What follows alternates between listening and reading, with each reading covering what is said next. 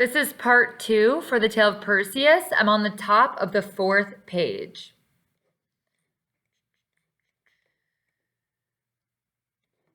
One moment.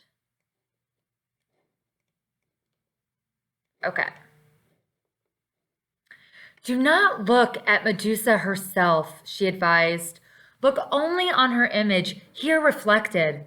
Then strike home hard and swiftly, and when her head is severed, wrap it in the goat skin on which the shield hangs. So wilt thou return in safety and in honor.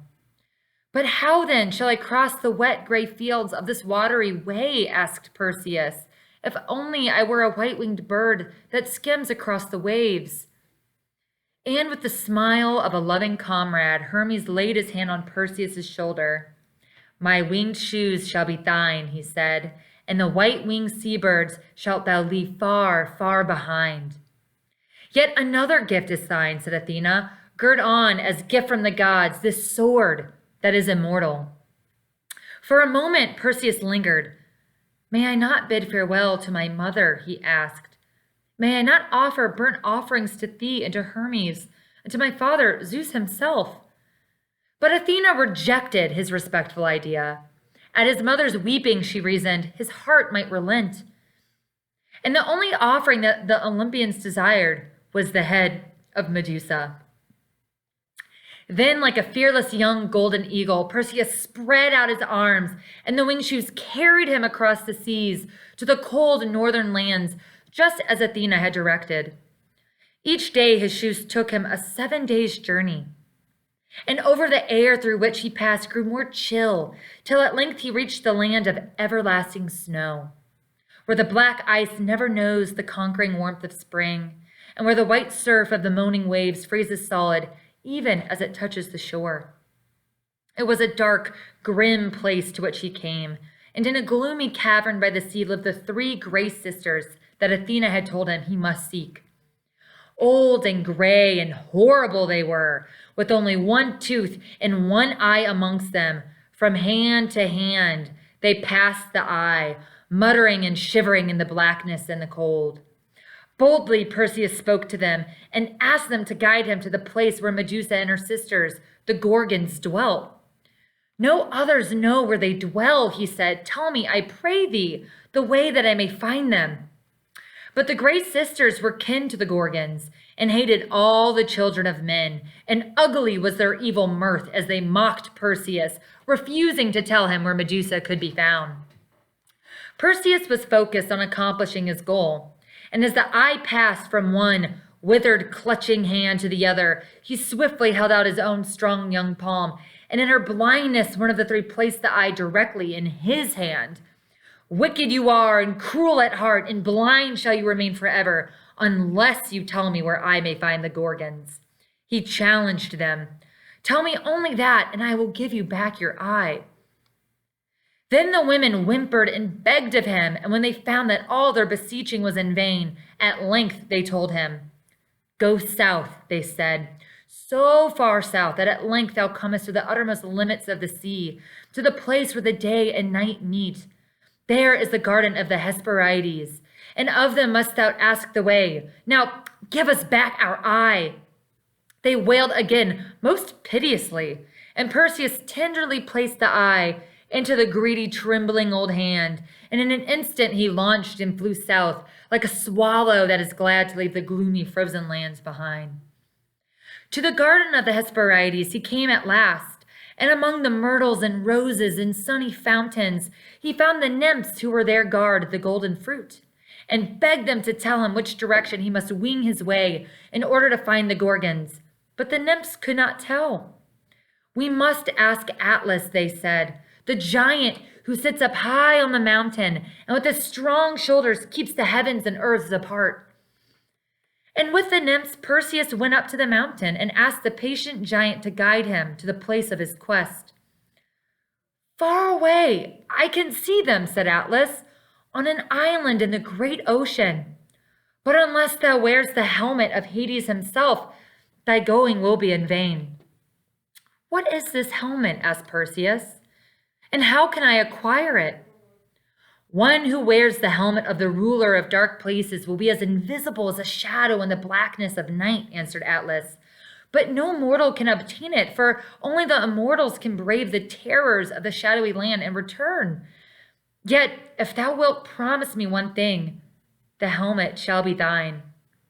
What is it you want? Asked Perseus. And Atlas said, for many a long year have I borne this earth, and I grow weary of my burden. When thou hast slain Medusa, let me gaze upon her face, that I may be turned into stone and suffer no more forever. And Perseus promised. At the bidding of Atlas, one of the nymphs sped down to the land of the shades, and for 7 days Perseus and her sisters awaited her return. Her face was as the face of a white lily, and her eyes were dark with sadness when she came, but with her she bore the helmet of Hades, and when she and her sisters had kissed Perseus and bidden him a sorrowful farewell, he put on the helmet and vanished. Soon the gentle light of day had gone, and he found himself in a place where clammy fog blotted out all things, and the sea was black. And in that silent land where there is neither night nor day, nor cloud, nor breeze, nor storm, he found the cave of horrors in which the Gorgons dwelt. 2 of them, like monstrous swine, lay asleep, but a third figure paced the hall, turning her head from side to side, as if on patrol. She moaned aloud and shrieked in her despair because the golden tresses of her hair were moved by writhing snakes that hissed and spat as she walked. In the shield of Pallas Athena, the picture was mirrored, and as Perseus gazed on it, his soul grew heavy, seeing the beauty and the beast intertwined. To slay her will be kind indeed, he thought to himself. Her beauty has become corruption, and all the joy of life for her has passed into the agony of remembrance, the torture of unending remorse. When he saw her brazen claws that were greedy to strike and to slay, his face grew stern, and he paused no longer. She rounded a corner, and Perseus stood poised. At the perfect moment, using the mirrored reflection as his guide, he swung his sword and smote her neck with all his might. To the rocky floor, the body of Medusa fell with brazen clang, and he wrapped her head in the goatskin while he turned his eyes away. Aloft then he sprang and flew swifter than an arrow from the bow of Artemis. With hideous outcry, the 2 other Gorgons awakened to find the body of Medusa, and like foul vultures, the hunt, a little songbird, they flew in pursuit of Perseus. For many a league they kept up the chase, and their howling was grim to hear. Across the seas they flew, and over the yellow sand of the Libyan desert. And as Perseus flew before them, some blood drops fell from the severed head of Medusa, and from them bred the vipers that are found in the desert to this day.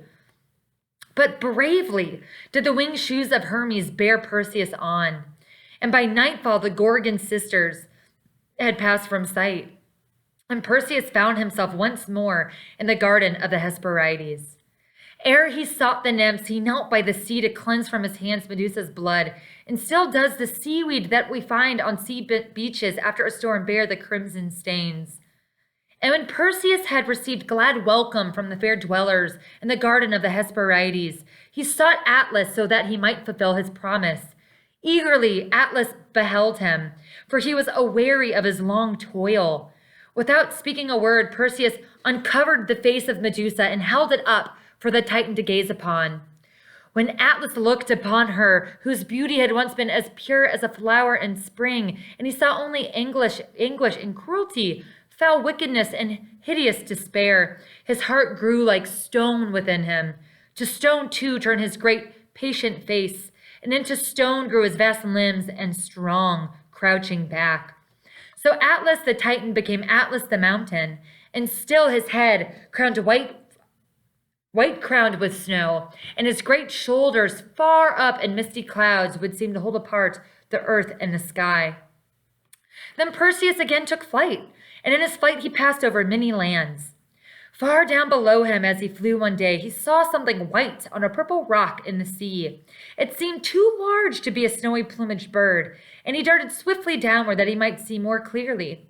The spray lashed against the steep rocks as the desolate island and showered itself upon a figure that at first he took to be a statue of white marble. The figure was actually that of a girl, slight and very yet more fair, even than any of the nymphs of the Hesperides. Pausing because this video is 10 minutes long, click to the next slide for part 3.